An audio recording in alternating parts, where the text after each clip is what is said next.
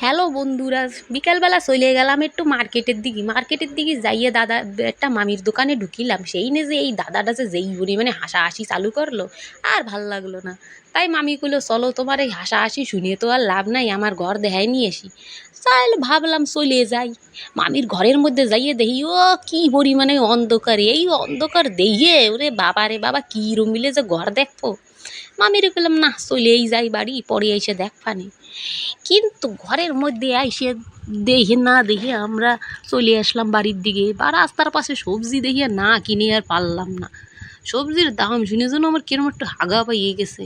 তারপরে তো কি করা যাবে, রবার চকলেট চাবাই দিয়ে ভাবলাম একটা ভিডিও বানাইনি। বেটাটা যেই পরিমাণে দেখতেছে লাগতেছে কি সবজির দোকানে সবজি নিয়ে আমরা দৌড়ই চলে যাব।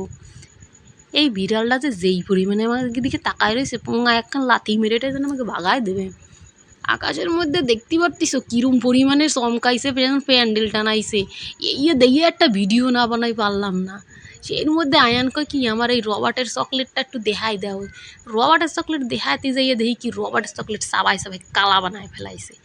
তারপরে আমরা সিধা পৌঁছে গেলাম আমাকে ঘরে, আর নাকের মধ্যে যেই পরিমাণে চুলকো চুলকি বাঁধে গেল। আয়ানরে কইলাম কি দরজাটার শাটারটা খুলিয়ে দে, কিন্তু আয়ান সে টাহাটাহি চালু করলো। রাগের ঠেলায় দিদি কিছু না সহ্য করতে পড়ে যাইয়ে কয় কি আমি খুলে দিই। তারপরে দিদি শাটারটা খুলে দিল। তারপরে আমরা বোকাত করে চলে গেলাম ভিতরে।